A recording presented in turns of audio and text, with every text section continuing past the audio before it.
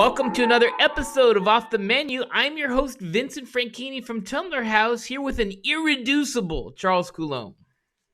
Irreducible? You mean I'm not made up of many elements? I'm just one thing, and you can't break me down any further. Is that what you're saying? That's right. How do you feel about that? I don't believe it. I mean, if you cut me, will I not bleed? I made of flesh and blood and bone, and I made up of many elements. Of course, I'm reducible, not irreducible. Who comes up with this stuff? Metaphorically, I think that's deep. It may be deep, meaningless perhaps, but definitely deep. Well, I guess you could say that all my views are predicated upon all my other views. Okay, my religion is all my politics. I don't have a separate literary sense from a religious sense. You could say that, I guess. Okay, that's good. That's good. It's a coherent body of thought and opinion. You might claim that, I guess, maybe. Coherency is good. Absolutely. Is it real? I've always thought it was overrated, coherence. I mean, nobody in charge seems to need it. I don't see why I should. Well, a double standard, if you will. Exactly, a double standard. I've got to be coherent. I've got to pretend to make sense. But everybody that runs me in church and state can do whatever they want and say whatever they please, no matter how ridiculous or self-contradictory. Why don't I have that privilege? Because you don't have the power. Get some power. You can be as incoherent as you like. It's that simple. I'll go with that. All right. I stand corrected. All right. Coherence is the what is it? Coherence is the punishment of the enslaved.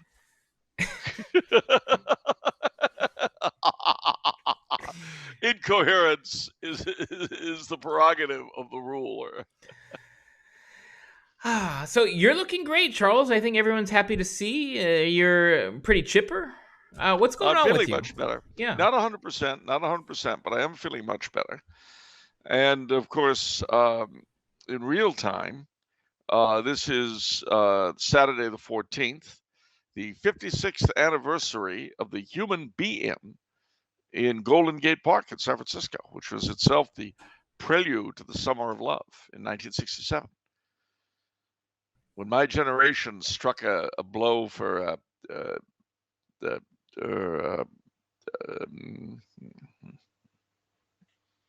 something, yeah, definitely something. Definitely other. And it was, that was the name of a counterculture periodical at the time, the East Village Other. Okay. No, the counterculture. The age of Aquarius. The hippie era. So, did the counterculture win? Yes. Did it though? I feel like it kind of. Let's put it this way: gender fluidity, abortion, euthanasia. Let's say the leadership that pushed all this garbage through was, in a real sense, formed by the counterculture.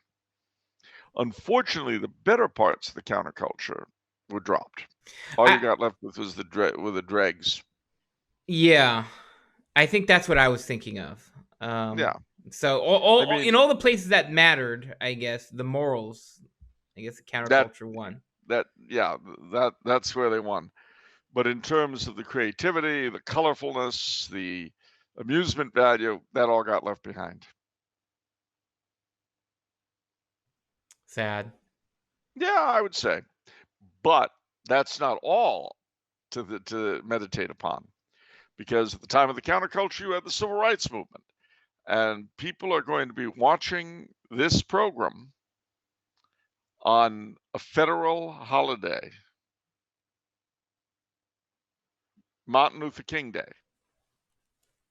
And some few lucky people who dwell in southern states will be watching it on a very cross-cultural holiday because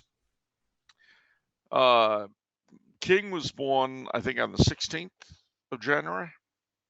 or the 17th, and Robert E. Lee was born on the 19th. So in a number of states and other jurisdictions, Martin Luther King and Robert E. Lee are commemorated together on the same day, King Lee Day. I know there's some ignorant people out there who say, "Who's this King Lee? I ain't celebrating the birthday of some foreign monarch." Well, calm down, Pinocchio. It's Martin Luther King, Robert E. Lee, King Lee Day. Is that what it's really referred to as? In some places, yeah. Yep, sure is. What places? Alabama, Confederate strongholds? Yeah. What do you expect? What do you expect? Freedom isn't free. You got to pay the price. You got to sacrifice for your liberty. Go on. That's as far as I know the song. Freedom isn't free. Freedom isn't free. You got to pay the price. You got to sacrifice for your liberty. Not only that, but today, in addition to being the anniversary of the human being, it is also a federal holiday. Well, not a holiday, but a national day. Today, the 14th of January is, are you ready? Can you dig it? It is Ratification Day. January 14th, 1784, the Continental Congress ratified the treaty between the United States and Great Britain, ending our first Civil War. How come how come only now have you let it be known that today is Ratification Day? You've never talked about Ratification Day before. Why were you hiding it all these years? I've been hiding it all these years because I had to wait until I thought you were old enough to take this. I've watched you very carefully growing up, and now that you're married and you're a prominent businessman in the local community, I just thought you were ready to deal with this. And I think now the very fact that you haven't dissolved into tears, for instance, is a good indication that I was right. Well, thank you for that consideration, Charles. I really appreciate that. I have every confidence in your maturity and your ability to deal with this kind of topic. I really do. Excellent. Okay, thank you. I'm here to help. So, I guess the big question is, what have you done for Ratification Day? I'm glad you asked that question. I sang a patriotic song from the Revolution. What song? Well, it goes to the tune of Hearts of Oak. It goes, "Our worshipful fathers will give them a cheer, who to regions unknown did courageously steer. Loyal our fathers and loyal are we. Our muskets are ready. Steady, boys, steady. For King George we will conquer again and again. The noise of rebellion has gone through the land. But come, loyal brethren, we'll stand hand in hand. Loyal our fathers and loyal are we. Our muskets are ready. Steady, boys, steady. For King George we will conquer again and again." Nice. Speaking of which, it's also Benedict Arnold's birthday. Oh. Indeed, indeed, indeed. Well, And you're all the favorite characters of the United States are around today, it seems. Benedict Arnold, Robert Lee? Or Martin Luther King. Is there anyone the else? Counterculture. Well, the counterculture. Martin Luther King, the counterculture, Robert E. Lee, Benedict Arnold. They're all together, as they should be, in the American pantheon of Americana. And there's more to it than that, because I don't know if you've seen it, but I have seen in London a stained glass window in St. St. Mary's Church, Battersea, a stained glass window of Benedict Arnold. I have indeed. And now I'm going to send it to you just so you can see it. You know, there are some things you really do need to see.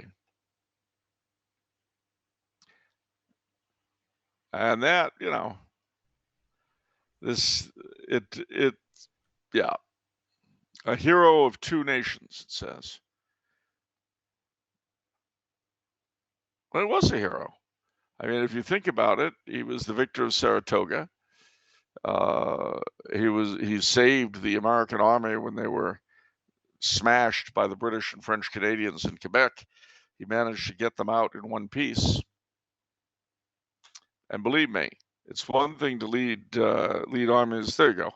You've got it. It's one thing to lead armies in the field victoriously. It's another to pull them out from rack and ruin without being wiped out. And he managed to do that. And he did so going in the winter down the old Conqueror's Road from Montreal to Albany. So there he is in all his glory, as you will see him at St. Mary's, Battersea, as I've seen him. Oh, right.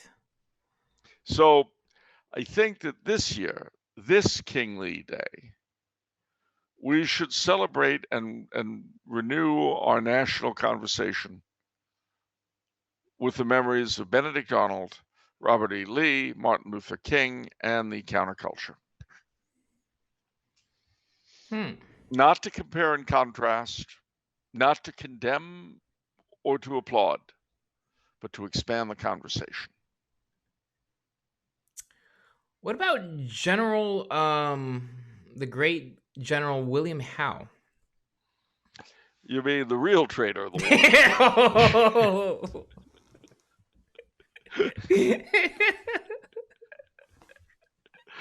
Yeah, less said about him, the better. I think America owes General Howe a debt of gratitude. They owe him something for throwing the thing. Yeah, it's true. He did throw the war, so you know that's he probably should get a statue somewhere. He didn't own slaves, so I mean he could still be seen as a hero. But see, one thing that you find with us Americans, we have many virtues which we're happy to tell the world about, but the one we lack is gratitude. That we don't have. And the fact that Sir William Howe, through the war, expressly to destroy George III's attempts to reform the British Constitution, well, that deserve some sort of accolade from the United States. Then what good are Mother, the apple pie, and the flag, and Chevrolet? Well said. They go together in the good old USA. Baseball, hot dogs, apple pie, and Chevrolet. All right. See the USA in your Chevrolet. America is waiting for your call. Right. All right. No memes this week. So you're going to be a big meme. Was that bad? Spare us, Charles. All right. No more punishment. It's okay. Little post Christmas cheer. All right. State of the week. Washington. Oh, Washington State. Well, my travels in Washington have been pretty much confined to the Western Third and to Spokane on the northern tier. But I will tell you what I know, such as it is. First and foremost, we start with Seattle, which, despite the best efforts of the morons of 2020, is still a functioning city and not yet a ghost town. Seattle has a lot of interesting things in it. It's got a sort of Chinatown. It's got some beautiful churches. Blessed Sacrament comes to mind. And it's really a very neat city when it's not being burned or rioted through. Although, of course, its municipal administration is as brain dead as Portland's, but you know, can't have everything, can you?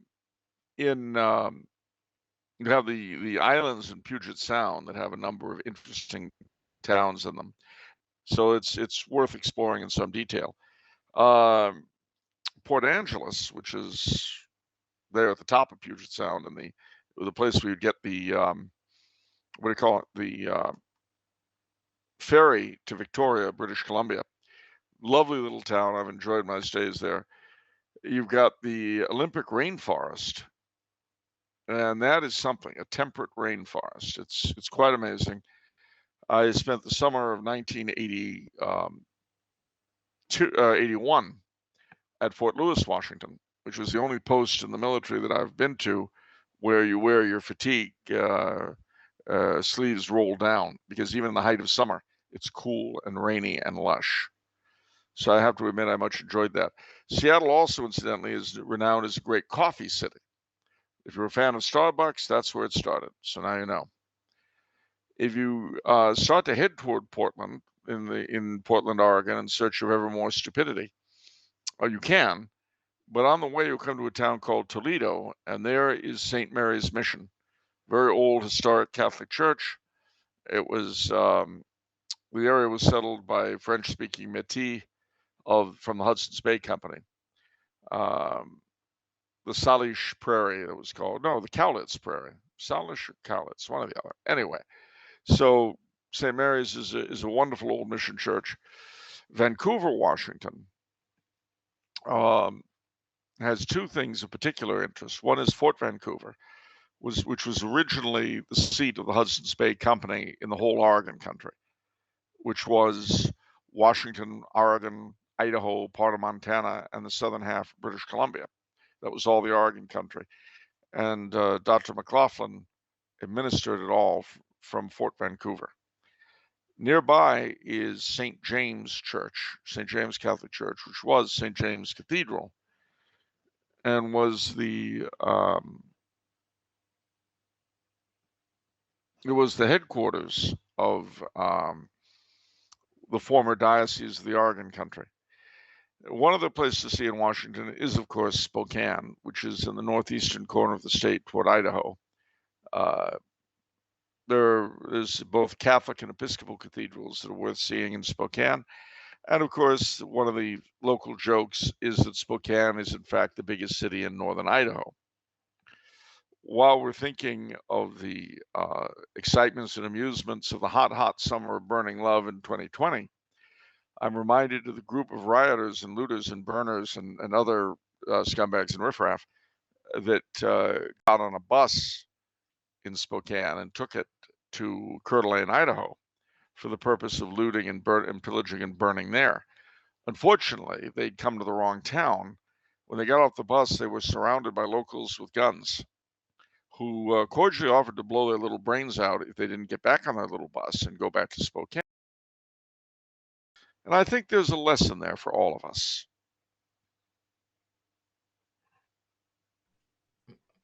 Yeah, I would say so. Yeah. But all in all, Washington, despite the unpleasantness of 2020, is one of my favorite states and a place I've always enjoyed visiting, and I hope to do so again. Yeah. Oh, I completely forgot. Ha. Yakima. Yakima, Washington is a cathedral city. The cathedral was pretty wrecked the last time I went there, but it's worth pointing out. But what I'd really be failing miserably is if I didn't mention the glorious municipality of Moxie. Now, I know what you're thinking. What is there about Moxie that's so important? Answer, it was settled by French Canadians. And when I was there, the one and only time, over 30 years ago, the Bishop of Yakima, in which diocese it sits, had given the order that all statues were to be taken out of all the churches. You know, what with him being a moron and stuff.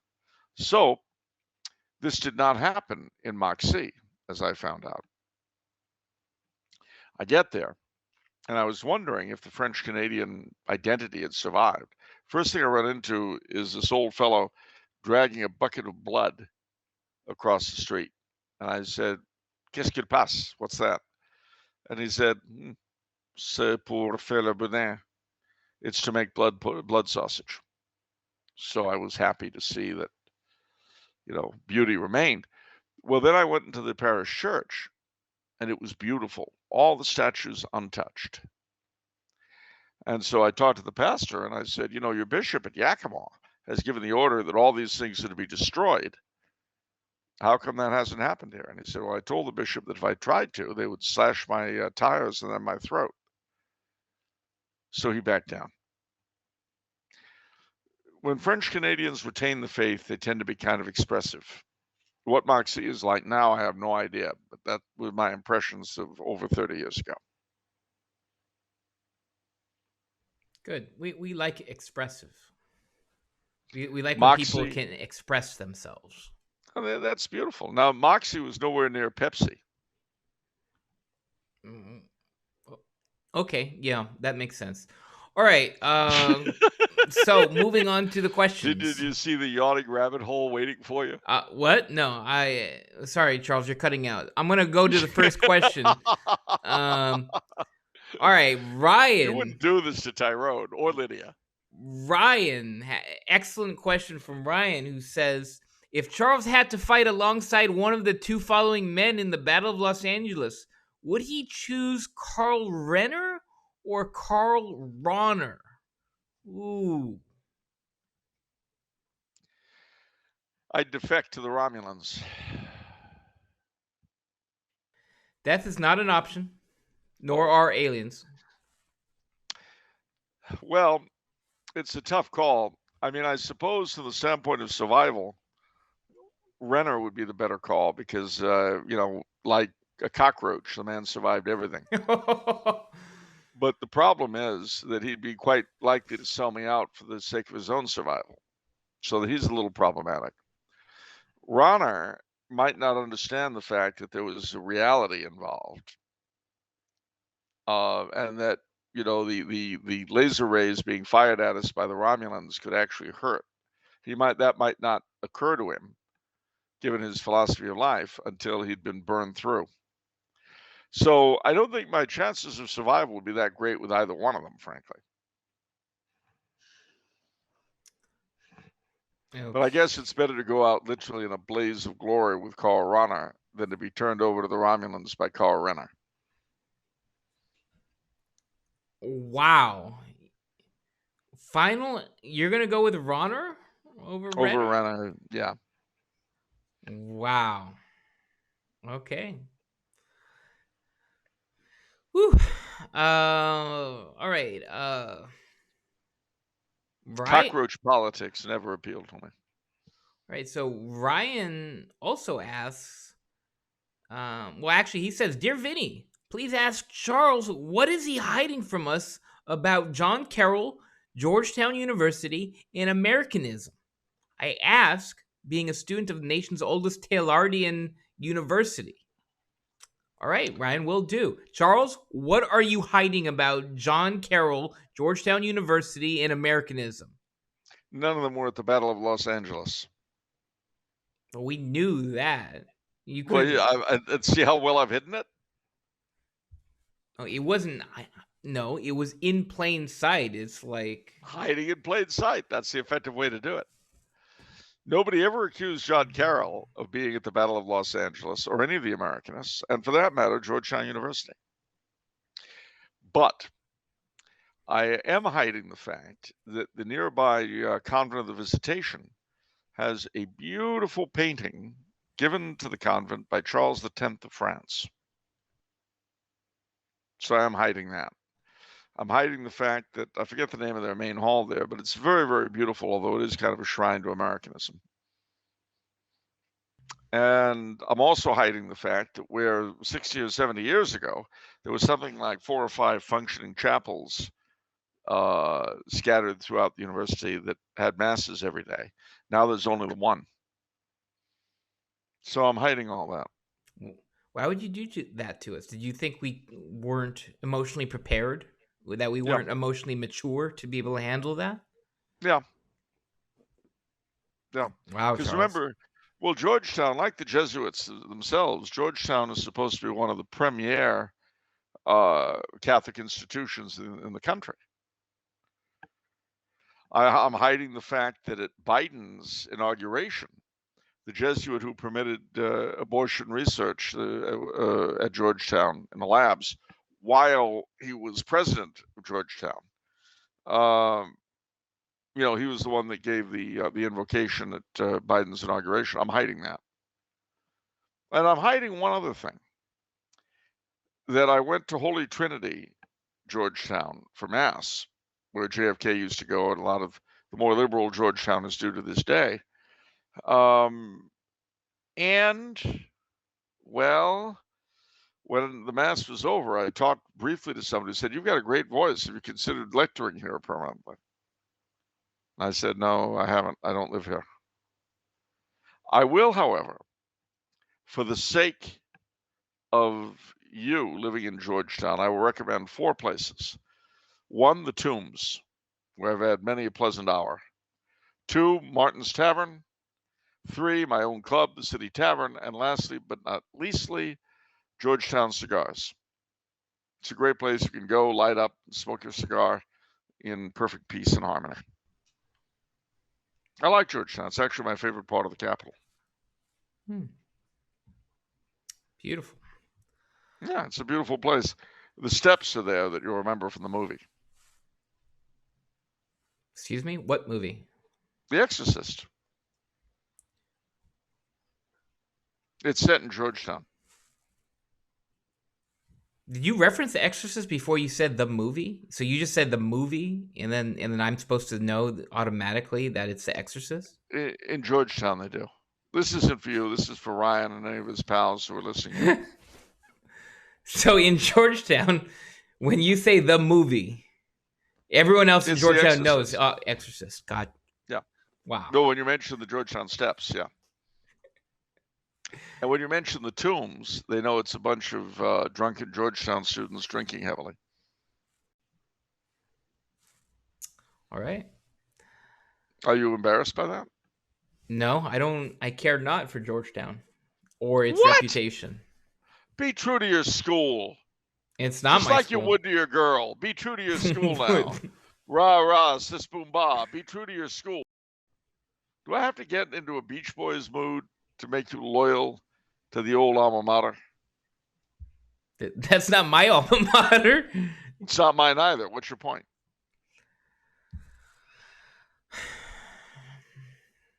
Why do you seem so flustered? One of these days, you're going to give sass to the wrong person. And you're going to get sass. You're going to get it. What? You're going to get what's been coming to you. What do you mean with sass? Interest. Yeah.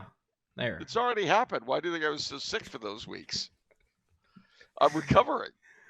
You should be grateful because this shows that I'm getting healthier.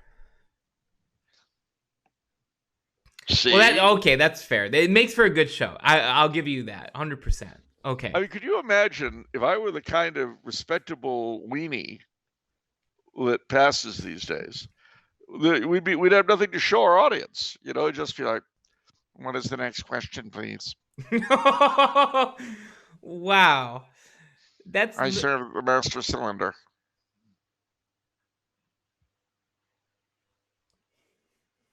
Who could listen to that? Who would want to? You wouldn't. I wouldn't. You'd be surprised how many people do. All right. I'm sure that's true.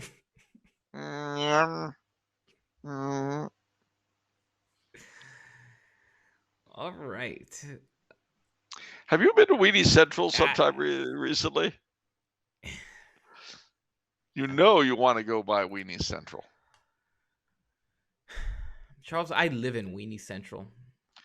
Actually, that's true. LA really is Weenie Central. It's in the LA area. The LA area.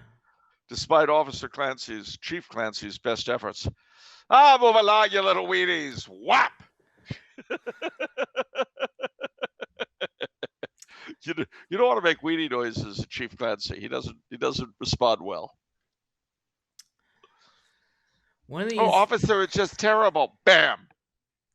You're right. It was. Now get up. What's wrong with the man? Carry him away. He doesn't do weenie well. Neither does Tyrone. Nobody in the entire Tumbler House Tower do well with weenies. Yeah. Do you feel like you've somehow betrayed them by visiting Weenie Central? No, I don't. Well, okay. Answers that question. What is permissible to an ox, to Jove, is not permissible to an ox. I get it. No, that's fine. That's fine. Look at It's just awful. All right. We're gonna move on. Okay, that was pretty peremptory. That's not very weenie-like, moving on, just riding over me like I'm a prairie and you're a horse. What's wrong with that? It's not very weenie-like. Oh, yeah. A weenie would say, "Oh no, oh, you trample the grass." Oh. All right. Weenies believe that buffalo deserved what they got for the Indians because they ate all that grass. The Indians? No, the buffalo ate the grass and therefore deserved to be killed by the Indians. Oh, okay. Because the buffalo were interfering with the natural life cycle of the plants they ate. I thought it was the white man that got rid of the buffalo and exiled them to Catalina Island. Them too.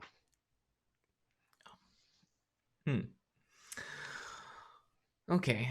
Did you ever eat buffalo tongue? I have. What's that like? Very much like beef tongue, only spicier the way I ate it.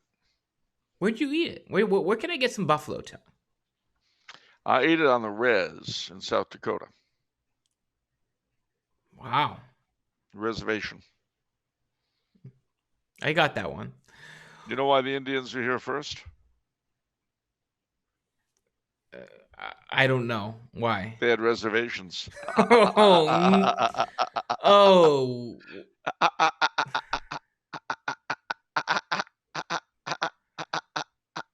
Oh man. You had a problem with that? I hope YouTube doesn't have some strange problem with that. Me too. Although I am reminded of the time that my parents and I went out to eat, and the very snooty head waiter said, "Do you have reservations?" And my mother said, "Yes, severe ones," but we came anyway. That's so your mom. Well, that's true. She didn't take crap. Severe reservations. All right. All right, let's move along. Enough of this Native American folderol you're trapping us in. I don't even know why you brought up the buffalo. I'm sorry. I know it's a sensitive topic for you, Charles. All right. It is. Think of the white buffalo. That was my tribal name. What did you say?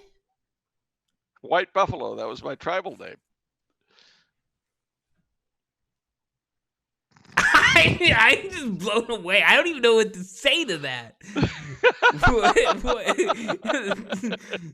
Well, it was originally a white elephant, but they thought buffalo was more Native American.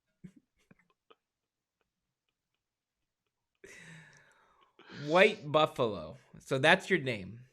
My tribal name, yes. Your tribal name. Yeah.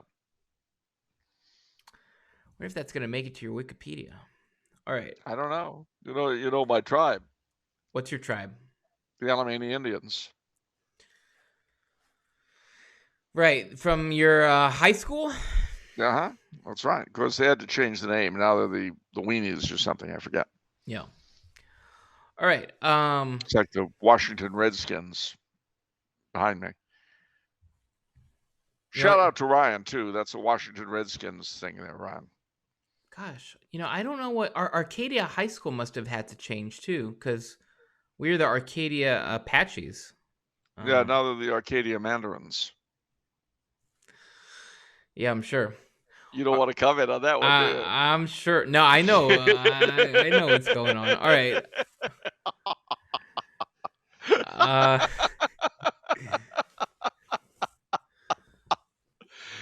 All right.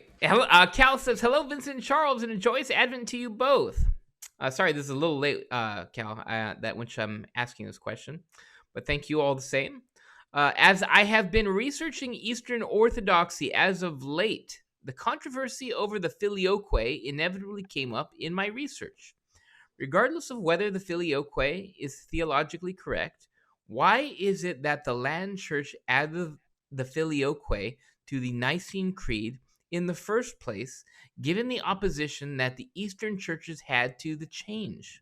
Wouldn't it have been far easier to keep the creed as it was, with a common understanding of the joint spiration of the Holy Ghost? I feel as though I am missing some historical context here. God bless you both. Wow, great question.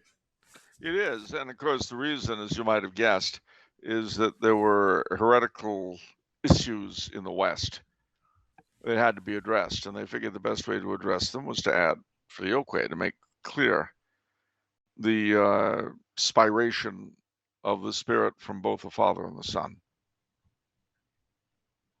So there was a heresy going on in the West that was specifically had to be addressed exactly like that.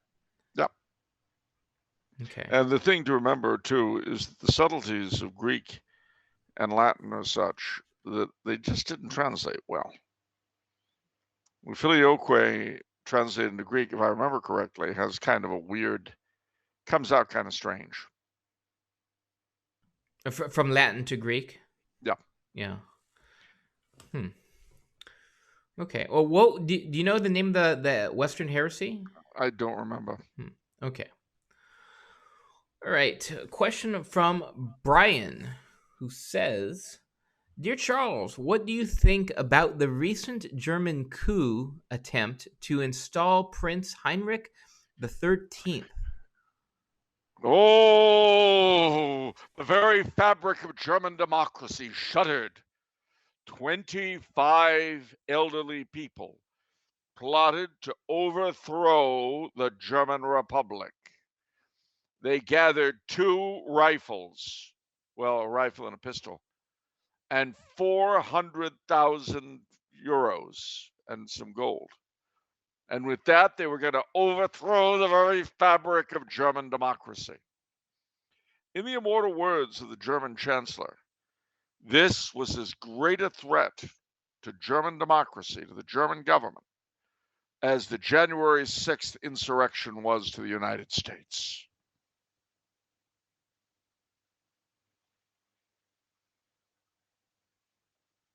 And I agree with him. I think it was just as great a threat.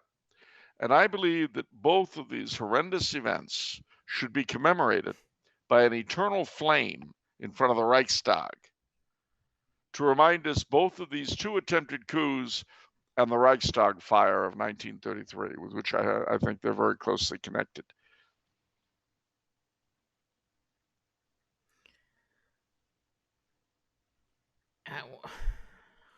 Wow. Stupid politicians yapping with big mouths. So, can you go into detail on the event? How about let's start there? Sure, I can. Yeah. I can. Last month, the month before, what passes for German intelligence found that these people had this plot going. Now, mind you, they were all elderly. They were various retirees. They had stockpiled weapons, 1 rifle, 1 pistol. They plotted among themselves to pull off a coup against the German government. And they had $400,000 or euros, and they had some gold. And with this, they were going to overturn Germany's regime. Now, you might say, if you've got half a brain, that's nonsense. Sounds like a bunch of elderly LARPers playing at being revolutionaries. But if you're really stupid, you'd think, yes, it was going to happen. 25 plotters. Ooh. Weenie Central sent out the word. It was just insanity. I feel like we need to do the same thing, but for weenies. Like, commemorate when they do something stupid, and then like use dramatic language to commemorate their stupidity. Well, as I say, I think that, as he said, it was as great a threat to Germany as the January 6th, mostly peaceful insurrection. I always get confused between the hot summer of burning love and the scores of people who died and the thousands of buildings that were torched. I always get confused between that and the horrible insurrection in the Capitol on January 6th. And Nancy Pelosi going hysterical, of course. But as I say, the Reichstag fire is what comes to mind. For those of you who don't remember, after the Nazis secured power, they used an attempted burning of the Reichstag by a kind of crazy Dutch communist to suppress civil rights. And since the German government's parliament is the Reichstag, I think an eternal flame to commemorate the insurrection on January 6th and the Royce coup should be there to always remind us of governments and their need.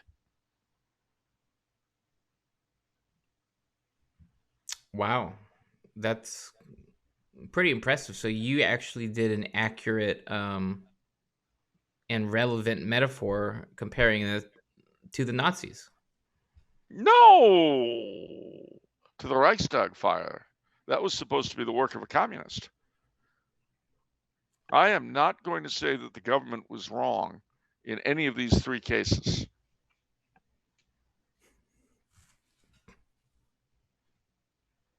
We have Nancy Pelosi herself, who, when she came out during the Republicans voting over and over and over again to try to get a speaker, she said, well, thank heaven these people weren't in charge on January 6th.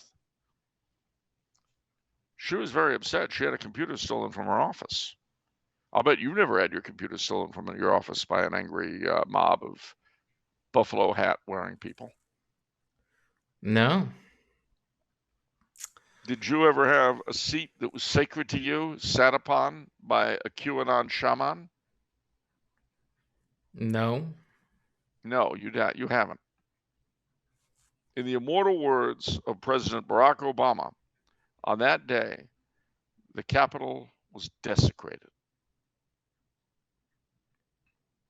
Is this where you're going to go into your bordello metaphor now? What? You mean my claim that while you can loot a bordello, you can burn it to the ground, but you can't desecrate a bordello? You think I'm going to liken that to the capital of the United States of America, where people on the take from all over the country are elected and allowed to wreak havoc with reality? Do you think I'm going to make that kind of a simile? Well, you're dead wrong. Let me tell you something, Buster. You may go into the Capitol. You may be elected to the Capitol. You may not be a millionaire when you go in, but you will be when you come out. We have the best government money can buy. You don't need to tell me that. Well, see? And it's true in Germany, too. It was true in the Reichstag in 1933. It's true in the Reichstag in 2023. Whole 90 years. Boy, another year, 10 more years, we can celebrate the centennial of the Reichstag fire. If Nancy Pelosi is still alive and the German chancellor is still alive, they can light the eternal flame together. All right. Tampa Tobacconist has a question. He says, why doesn't the church recognize a male category of virgins for canonizations? Why can men become canons, but not virgins? I suspect it has to do with the Blessed Mother as the prototype of virgins, but with Charles's but I would value Charles's historical insights. Well, what you say is true, but don't forget that the Holy Innocents, for instance, have always been referred to by the church as virgins. They were men, and in the Apocalypse, St. John writes, chapter 14. This is the epistle in the traditional calendar. This is the epistle for Holy Innocents. It says they're described, these are they who were not defiled with women, for they are virgins. These follow the Lamb whithersoever he goeth. These were purchased from among men, the first fruits to God and to the Lamb. And in their mouth there was found no lie, for they were without spot before the throne of God. So it's not as though male virginity was not held up as a thing, but in terms of a separate category, there are a couple of problems. One of them being that it's easier. Female virginity is easier to detect than male. And men never get pregnant beside. Okay. Could Charles please share any insights he has into the Transalpine Redemptorists and the Purgatorian Archconfraternity which they run? Sure. They were an attempt, and remain a very good attempt, to regain the spirit of St. Alphonsus Liguori for the Redemptorists, which they felt, and not without reason, had kind of lapsed since Vatican II. Initially, they were founded with the support of and in concert with the SSPX. And they're out on an island in the Orkneys. The Purgatorial Society they have, once upon a time, was very, very much what the Redemptorists did. They sponsored Purgatorial Societies all across the country, all across the world. With the Redemptorists, there were Purgatorial Societies. But after Vatican II, this wasn't considered important, and so a lot of them lapsed. But in their attempt to regain the original Redemptorist charism, they did the Purgatorial Society. When Benedict lifted the excommunications against the bishops of the SSPX, and sort of put out the hand of friendship, as it were, they accepted it. And that led to a break between them and the SSPX. So a lot of SSPX people don't look very kindly to them. But I know them. They're pretty solid people, pretty sound, and they do a great work. Okay. What does Charles think of the Three Stooges? The ones from TV, not politics or the church. Oh, great. Just rip the thought out of my head. Nice. Well, I think that they're probably smarter than most people in charge anywhere today.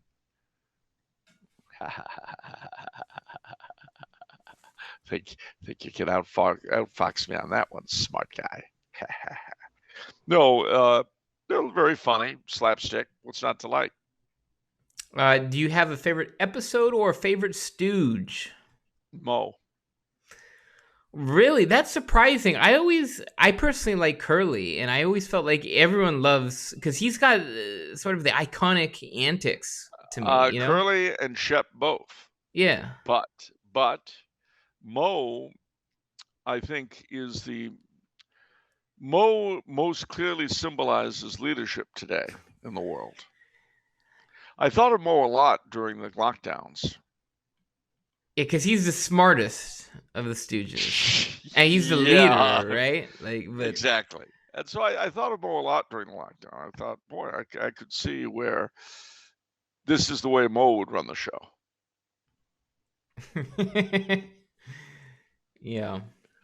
And, and when Traditionis Custodes came out, and I read it, I thought, gee, I wonder if Mo wrote this. Or if this is the kind of thing Mo would have written had he been in that position. You said the Latin name. What? You said the Latin name. You've never done that before. Trash Can Custodians. Yeah. I want to keep you consistent here. I don't. Consistency is the bugbear of little minds. That's not me. That's Samuel Johnson. Don't argue with me about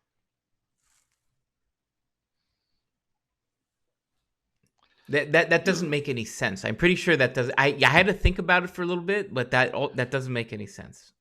Oh, really? Yeah. All right. What's 2 + 3? 5. All right. What's 5 and 12? 17. What's 17 and zebra?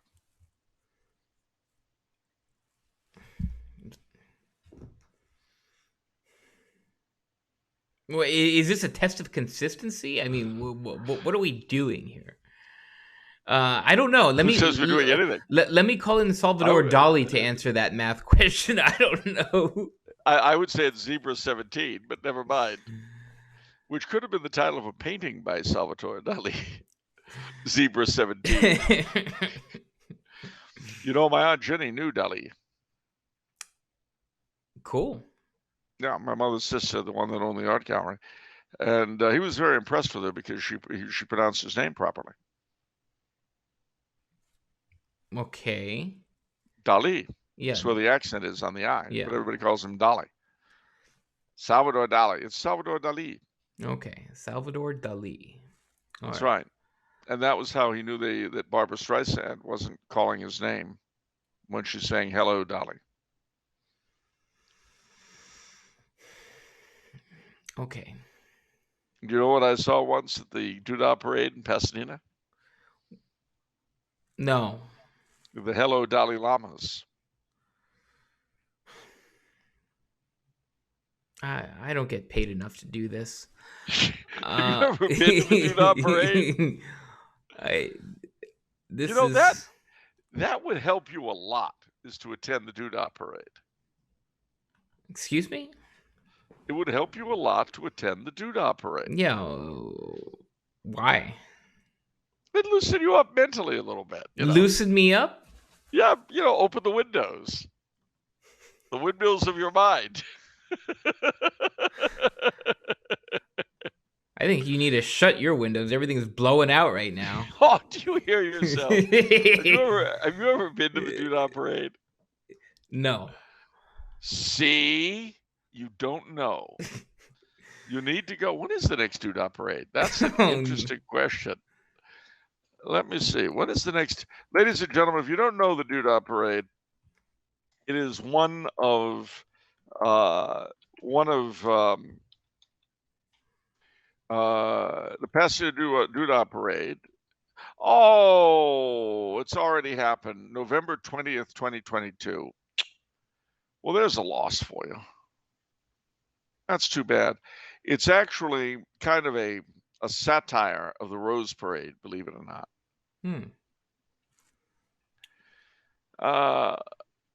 Does it go down the same street? Yeah, there was a Doodah happening. What about the Doodah Parade? Is usually in the fall or winter. When was official Doodah Parade? Yeah, it goes down Colorado Boulevard.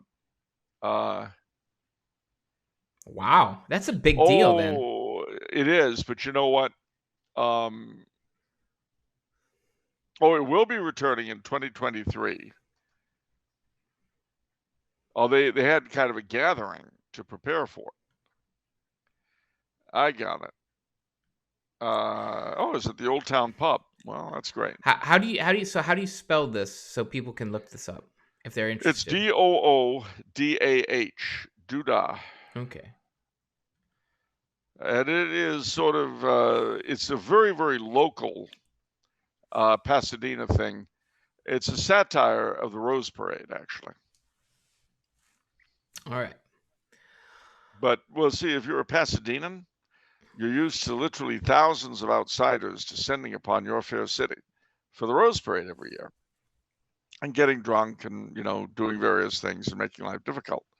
So once a year, Pasadena rewards itself with a strictly local collection of weirdos, of alternative types, and that is the Doodah Parade. And they once had the Hello Dalai Lamas, were a group of performing people in the Doodah Parade in these saffron robes, all of them with Dalai Lama masks on. Amazing. Okay. You seem very unimpressed. Don't try to interpret my tone. All right. Michael says, "Dear Vinny and Charles, a happy Christmas and New Year to you both. This Christmas was a tough one with several deals among family and friends. A car accident for me and a breakup with my girlfriend.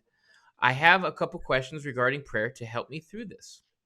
Our issues were not serious in terms of addictions or cheating. I think we exhausted each other through miscommunication. I'm not ready to Hmm. give up, but I have to give it time. I'm planning to reach out on St. Valentine's Day, which would be 2 months since the breakup. I have begun a few novenas with more planned in the interim from now until then. I understand that novenas aren't some secret code to changing God's will, but I'm curious as to why so many faithful have put good stock in them to help during tribulations. Also, how can one cultivate a love for Mary that is akin to love for one's biological mother? God bless you both, and please pray that we heal and reconcile. Well, let's say an Ave Maria for that, shall we? Okay. Patris et Filii et Spiritus Sancti. Amen. Ave Maria, gratia plena Dominus tecum, benedicta tu in mulieribus, benedictus fructus ventris tui, Iesus. Santa Maria, Mater Dei, ora pro nobis peccatoribus, nunc et in hora mortis nostrae. Amen. And Father, and the Son, and the Holy Ghost. Amen. Well, novenas are popular because they work. You know, it's not a cosmic cash machine, to be sure, but they work, and that's why they've maintained their popularity for centuries. And if they don't work, i.e., if you don't get what you pray for, it's probably because you shouldn't have had it in the first place. But they're very, very popular and worth exploring. Now, as to how you can model your love of the Virgin Mary after the love of your mother, well, it's both a simple and a complex question all at the same time. It's complex because she is our mother. She's also our queen. She's also a lot of other things to us. The co-redemptrix, the mediatrix of all graces, and so forth. But the love that your mother has for you, which is so deep and so particular and so personal, you know, every mother loves their children. Usually, anyway, I've got to choose my words. We live in a different era. But traditionally, mothers have loved their children more than life itself. And that was how Our Lady was with her divine son. And that is how she is with all of us sons and daughters by adoption.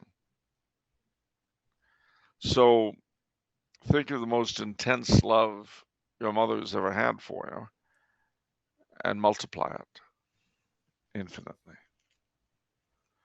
Because, of course, one thing about your own mother is that, like yourself, she's a sinful person, a fallen being. And very little of our love is entirely unselfish. Although maternal love is probably the most that you'll find, the most unselfish, but it's human, and so it has, you know, the old joke about smother love. You know, it there's not a trace of that in Our Lady's regard of you. She loves you in an infinitely perfect manner because she's entirely without sin.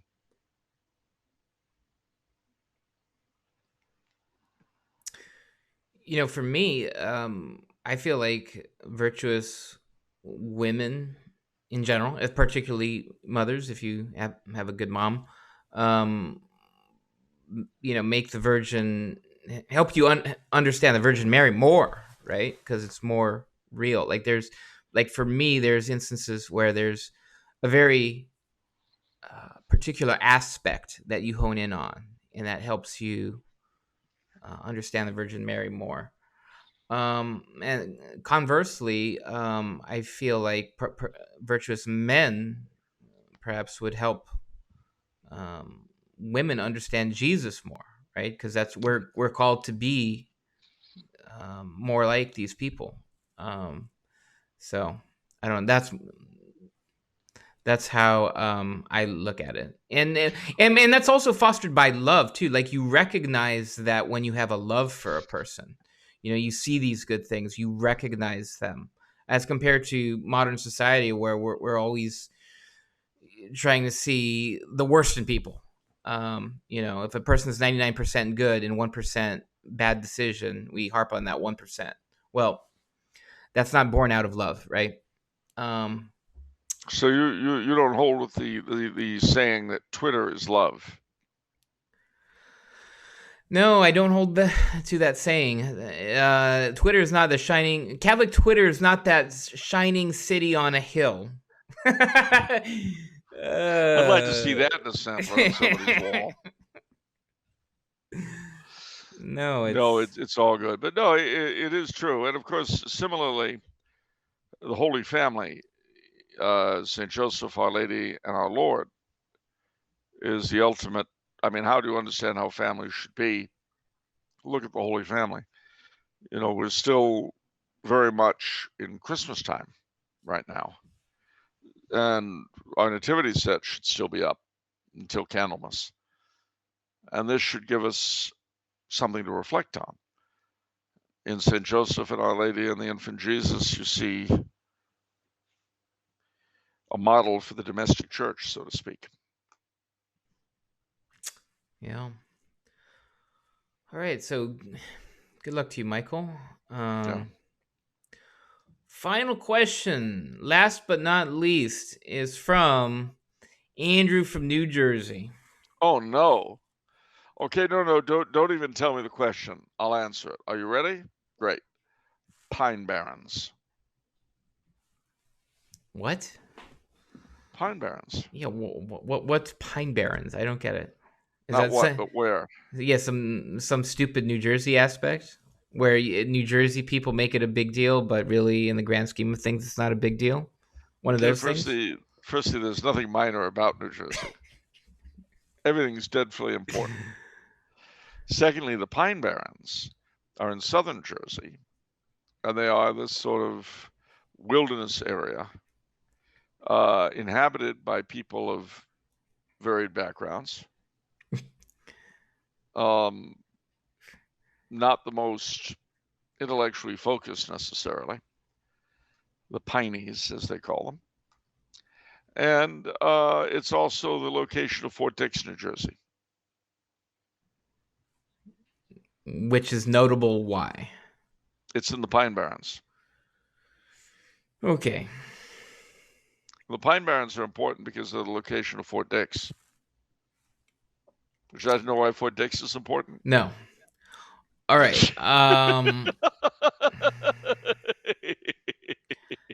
So Andrew from New Jersey says, "Hello, gentlemen, and greetings from the home of the only place in America with a double hyphenated name, Ho-Ho-Kus.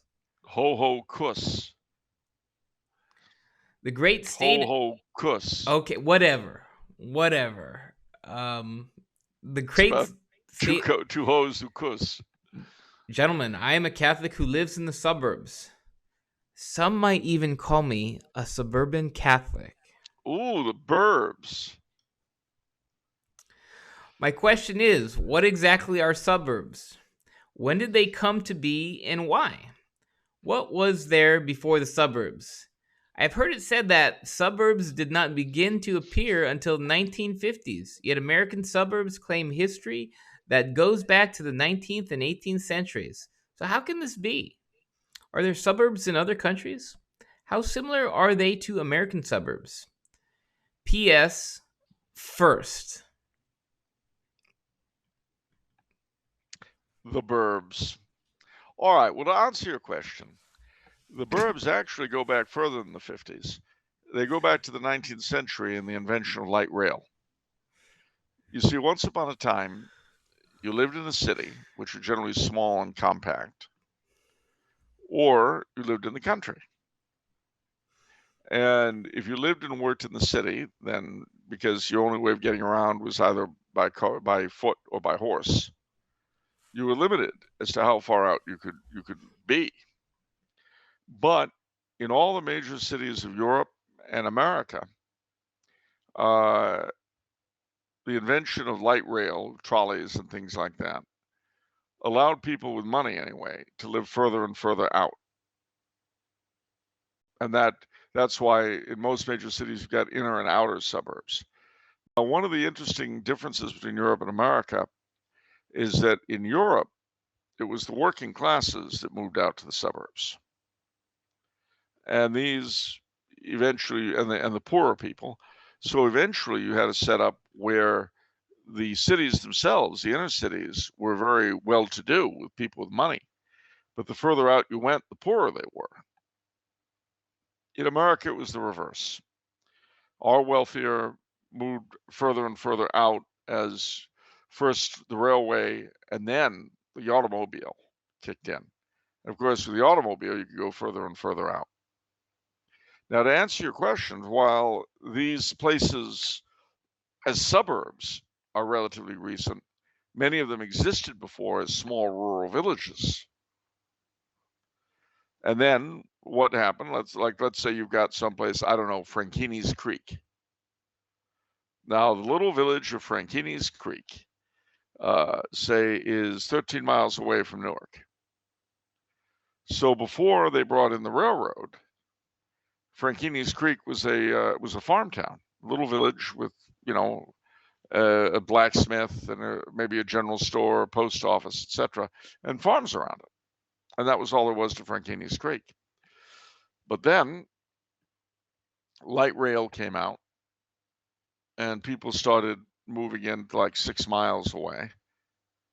And when the automobile finally came, they could build apartments and so forth, houses and then apartments in Franchini's Creek, until it became a bedroom community for the big city it's near. So today, they'll proudly show you the remaining colonial homes there, and the 2 or 3 old churches and the public building founded by Giuseppe Franchini in 1738. But it's it's a suburb, and you've got a lot of tract housing, strip malls, you know, all the other stuff you associate with suburban life and with the automobile. Now, if you live in such a place, and many, many, many of us do, my advice is always uncover the old town. Look for the old buildings, the old churches, the local historical museum. Find those things because they're usually quite interesting. And what happens in a lot of these places over time, if the central part of town developed before it became a suburb, kind of like Monrovia, then you'll usually have like an historic district or something in the center. And you know how it is at Old Town Monrovia. You could be 1,000,000 miles away from LA, but the minute you set foot outside of that district, there's very little individuality in Monrovia, if you see what I mean. Yeah, fair. Yeah. But when you're smack dab in the center of Old Town Monrovia, you could be 1,000,000 miles away from LA.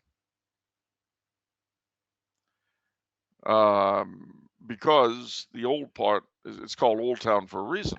It was there before Monrovia became a bedroom community and a burb. It had an identity of its own at that time. So, referencing one of the things you said before, so in other countries, the wealthy stayed in the center, and the further you got from town, the poorer you got. Why was it reversed? Why was it reversed in the United States? Like, what phenomena creates that or dictates that? The location of factories. I mean, most of our big cities were built on commerce. And so the factories were built in the center of cities. But in Europe, what was at the center of the cities were cathedrals and things like that. And you can't really build a factory there. Oh. So you built the factories further out. And so the workers had to live further out. That makes perfect sense. It's true. I mean, that's why you go to Paris, you go to London, you go to Rome, Vienna. You couldn't build a factory in the middle of those towns. But in America, we did. Think of Pittsburgh. Always throwing poor Pittsburgh under the bus. All right, Cleveland. That's better. All right. Cincinnati chili. Oh. Although now you'll notice there are several exceptions to this rule. Midwestern cities are like that. Western cities tend to be like that, but not the oldest colonial cities. Not in downtown Boston, not in lower Manhattan, not in central Philadelphia, not in the French Quarter and not of New Orleans, not in south of Broad Charleston, because they follow the European pattern. And when they got industry, it was also shoved out to the burbs. And so. Wow. All right. That's why the Upper East Side of Manhattan is great and Hoboken's a dump.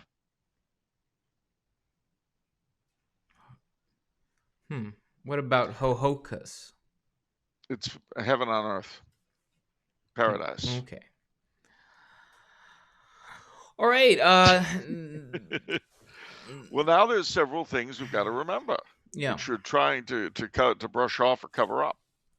First, we've got to wish you a very happy King Lee Day and hope that you'll commemorate Benedict Arnold, Robert E. Lee, Martin Luther King, and of course the counterculture of the 1960s in any way that you feel comfortable with. The second thing is the Christmas season is far from over. Let's not forget.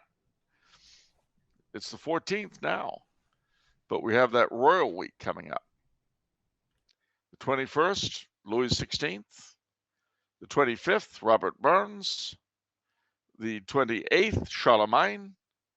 And the 30th, Charles I of England, Scotland, and Ireland. And also Dame Garanger and Dame Armand. Do we know when the coronation is yet? Yes. We do indeed, and I'll tell you when it is. The coronation, it's in May. Coronation of Charles III is Saturday, 6th of May. And you know where I'm going to watch it? I've already got it planned. I've staked out my place. You know where I'm going to watch it? I can't imagine. On television. What were you expecting? That I was going to go to Westminster Abbey with an invitation? I thought there'd be a get-together with friends, a little occasion, you know? Yeah, Nancy Pelosi and me, and Joe Biden. Why would you do that to yourself? Why would you do that to yourself? That would not be fun. Why would you do that? To remind myself of why I'd wished to have given a choice to the White House and Westminster Abbey, I'd be in Westminster Abbey on that day. To remind myself of that. No, seriously, it'll be interesting to see how the coronation works out. They've already done some interesting things. There's a sort of ritual that's done by what were called the Princes of the Blood. But the king has decided that it'll only be done by the Prince of Wales, so as to avoid having either Harry or Andrew around. I heard about that. Good decision. I think so. Although there's no truth to the rumor that Princess Meghan will be sold to the highest bidder. That's not true. Actually, since you're going to be in California, if anything's left of Montecito after the rain stopped, because I know they cut you off. Poor Kevin Costner was trapped and couldn't pick up his Golden Globe. I feel very badly about that. Yeah. But if there's still anything left of Montecito by then, have you considered watching the coronation with Harry and Meghan on TV? No, I would not do that. Why not? That's amusing that they would watch it on TV, that those two people... I don't know what they're going to do. They're such idiots. You know, the funny thing is, the joke here in Europe is William is breaking his silence for the third time today. You mean Harry? Yeah, sorry. Yeah. Harry is breaking his silence for the third time today. Once more, breaking the silence. You know, I had a really uncharitable thought. There was that what he's doing the tell-all story or whatever, and Yeah, what he's naming it Spare or whatever, and spare. he describes Vonday Radio actually had dead-on comments about how no heterosexual talks like that, like the way he described it. I thought that was dead on. Good job, Vonday. Well, it's probably all it means is his ghostwriter is gay. It doesn't tell us anything. I would say though, well, you don't think he could write a book by himself? Come on. But you know, I mean, the thing about William breaking his necklace. I know that was weird, but like the whole thing, like I thought, wow, I like William even more now. Like, good for him. Like, standing. Well, yeah, up, I was waiting. What's next? He broke my high heel. I mean, Harry, don't talk to your brother when you're in drag. That's my advice. I'm just saying. I think William would probably respond better to you if you were wearing men's clothing. I mean, I just think that. Yeah. No, I think part of the problem, Spare seems to have blown up in their faces. And you know why I think that is? Because they're just, okay, there's a million reasons, but what are you going to say? What I'm going to say is it's not like they are perceived as having suffered.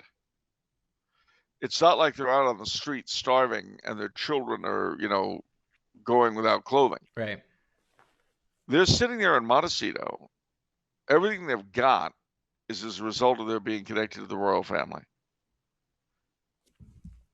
And to somebody who's not, I mean, they no doubt felt that the tons of people, remember, anti-royal sentiment is always easy to stir up in America. It doesn't take much. Right. Because we feel guilty about the revolution. And I understand it's a deserved feeling of guilt. But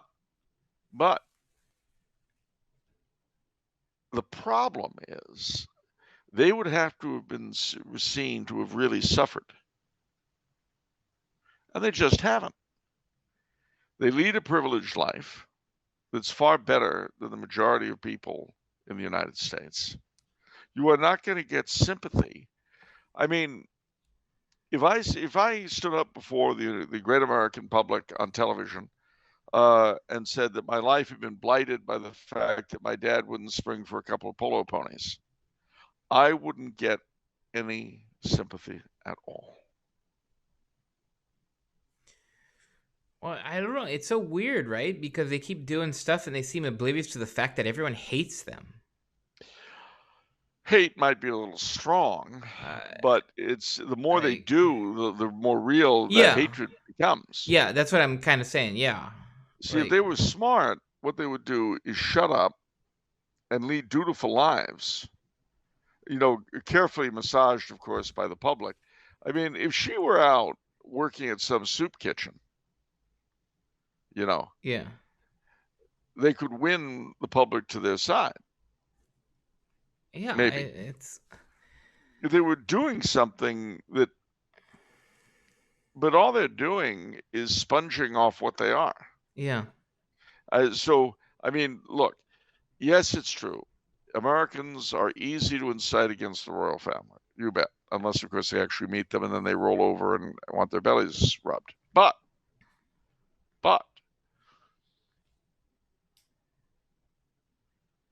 these guys, how do I put it? They come across as purely ungrateful. Well, that was the word I was going to use, right? Like, wow, your life is so miserable. There's so much racism in the royal household, and how much money are you getting for your book again, Harry? And would you be getting it if you actually came from a different family? Yeah. And were working for a living. So but honestly, it's modeled off of our January 6th people. I love this monologue from I can't remember the Australian commentator, but he was such Mark Stein, where the ruling class portray themselves as the ultimate victims. We sure did. And the problem with that is that they're not. Yeah. Again, mutatis mutandis, thinking of our friends in the counterculture, I'm reminded of the late, great Jim Thomas, whom you may recall. As an old friend of mine, a Politico. But he saw the documentary, Berkeley in the 60s. And his comment was, the left takes a good, long, hard look at itself and likes what it sees. I love that quote. And yeah, it's, I mean, self-congratulation never really looks good. Yeah, well, you can tell that with some documentary pieces where you know that's what's going to happen, that it's looking at it, but you know what the result is going to be. As a misunderstood talent, so-and-so rose above the disapproval of people with any sense of taste and proved to the world that he could make more money than anybody else.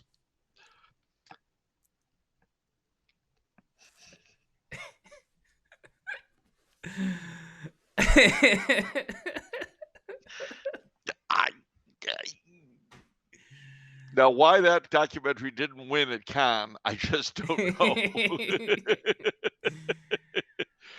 But it is a problem, and I'm afraid that, again, the revolt of the privileged, it isn't even so bad.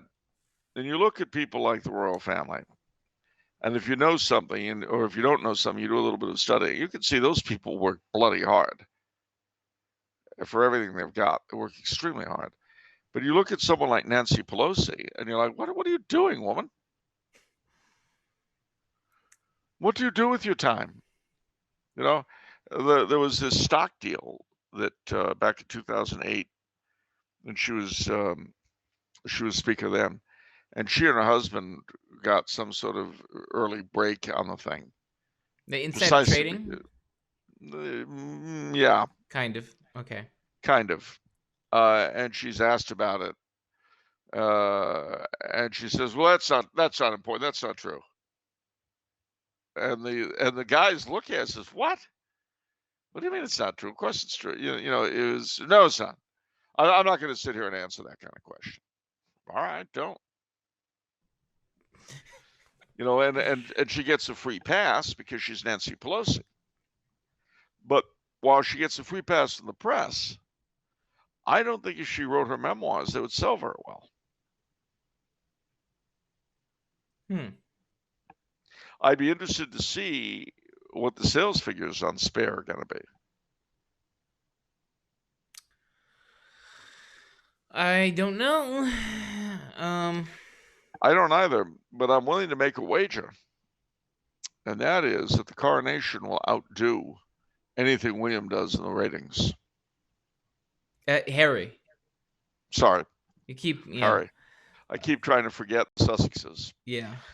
I think that the coronation will outdo anything Harry does in the in ratings. Yeah. I mean, I don't know about you, but they haven't had one of these since 1952. I'm amped up about it. I'm really excited, actually.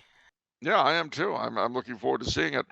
And just so that everybody knows, you can find, I think, pretty easily online the documentary about the Queen's coronation in 1952. I think it was called "A Queen is Crowned." It's a brilliant bit of filmmaking. But beyond that, I'm going to make a bet, and I could be wrong. Queen Elizabeth, when she was crowned, would not allow either the anointing or the communion to be televised. I would not be surprised at all if Charles receives communion and is anointed, and this is shown on camera.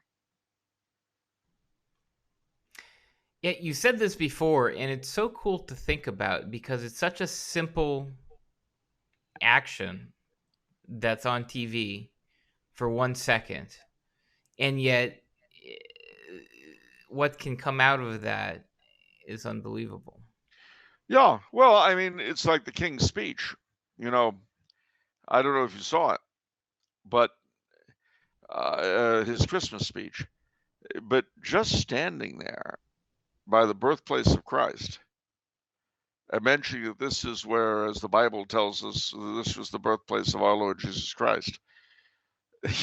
That was a bigger statement than a lot of sermons that came out about the same time. Yeah, his speeches I've enjoyed a lot, and it really helps me understand what you mean when you say the monarchy is personal. You know, um, Oh, it's very personal. I mean, his mother, for instance, on the Christmas speeches, her Christmas speeches, she did not really go a great deal into her belief in Christ until after her mother died. mm, And I suspect part of the reason for that was that it just wasn't the done thing.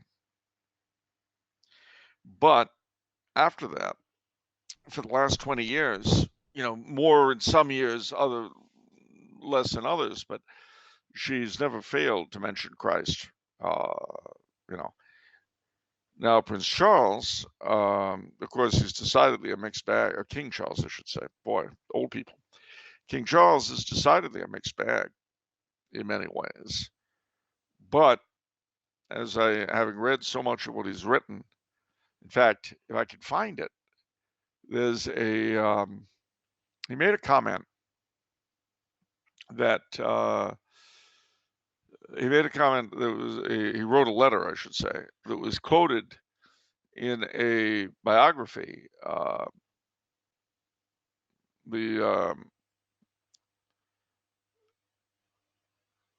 He made a biography by a man named Jonathan Dimbleby, and he made a comment there. And I think if you've been following what he did as Prince of Wales, I think it's extremely telling, and perhaps will give us a little bit of insight into what he'll be like as king. Of course, as king, he has a lot less freedom than he did as Prince of Wales. That's an irony, of course, but you have to understand how their constitution works. At any rate, this is what he said. This is January 21st, 1993. He wrote this to Tom Shabir, the director of the Prince's Trust. Quote, "For the past 15 years, I've been entirely motivated by a desperate desire to put the great back into Great Britain. Everything I've tried to do, all the projects, speeches, schemes, etc., have been with this end in mind, and none of it has worked, as you can see too obviously. In order to put the great back, I've always felt it was vital to bring people together. And I began to realize that the one advantage my position has over anyone else's is that I can act as a catalyst to help produce a better and more balanced response to various problems. I have no political agenda, only a desire to see people achieve their potential, to be decently housed in a decent, civilized environment that respects the cultural and vernacular character of the nation, to see this country's real talents, especially inventiveness and engineering skills, put to best use in the best interests of the country and the world. At present, they are being disgracefully wasted through lack of coordination and strategic thinking. To retain and value the infrastructure and cultural integrity of rural communities where they still exist because of the vital role they play in the very framework of the nation and the care and management of the countryside. To value and nurture the highest standards of military integrity and professionalism as displayed by our armed forces because of the role they play as an insurance scheme in case of disaster, and to value and retain our uniquely special broadcasting standards, which are renowned throughout the world. The final point is that I want to roll back some of the more ludicrous frontiers of the 60s in terms of education, architecture, art, music, and literature, not to mention agriculture. Having read this through, no wonder they want to destroy me or get rid of me." Well, whatever else you think of him or say about him, that is the writing of a very serious-minded man. And you compare that with the maunderings of Prince Harry, and it's like, really? Really? My my happiness as a child was sacrificed by my father for his duty. you, you mentioned that um, given America's character, that it's easy to set them off against the royal family. Oh yeah. And I think that's true. But nevertheless, and I've heard this from a lot of people, that they nevertheless look at the royal family and expect more than the Yes, normal person. it's very true. Can you expect more from Hunter Biden than Prince Harry? Exactly.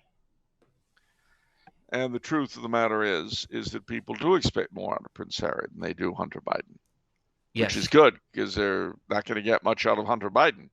Right. Not that being a drug addict and a crook is a bad thing, but no, and the sad thing is, I even with all of his stupidity, I think Prince Harry probably is a better individual than Hunter Biden. But seriously, this has been a very strange, difficult time.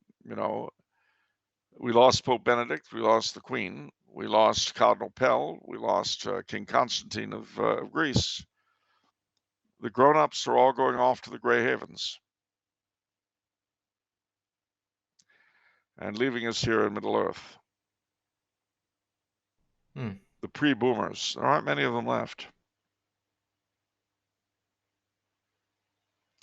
But the good news, and there's always good news, is that to the younger folk, the best of everything that was left behind is still accessible. One of the things, I've said this before, I think, but one of the things that impressed me, I looked at a lot of videos of the various accession proclamations throughout Britain and the Commonwealth, which all have this wonderful rolling language. Inasmuch it has pleased Almighty God to call to his mercy, blah, blah, blah, blah, blah, then we are only rightful Prince Charles, Arthur, Edward George, whatever his name is, I forget, as King Charles III, our sovereign lord, and so on. So it all sounds very impressive. And you would think that the politicos uttering these words or else witnessing them were believing Christians and loyal kingsmen. And, at least half of them are atheists and Republicans. But they had to go along with the deal. They had to pretend.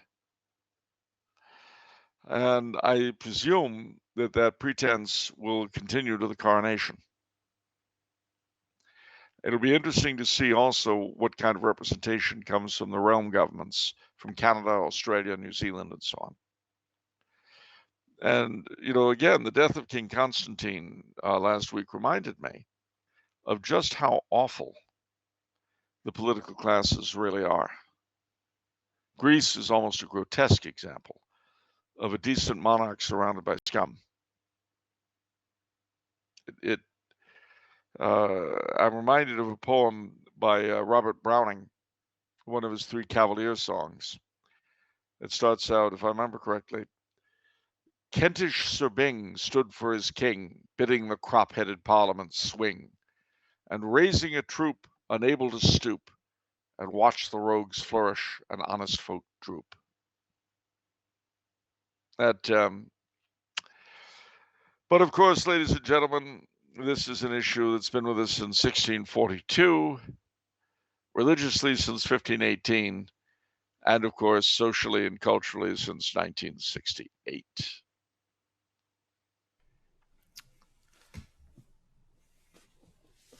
So I've got a question for you, smart guy. What is it? What is it if it's Monday? It's off the menu. And the soul you save? May be your own. God bless you all, ladies and gentlemen. We shall see you next week. And remember, King Lee Day allows you to celebrate every element of American history you want to. Take care, everybody.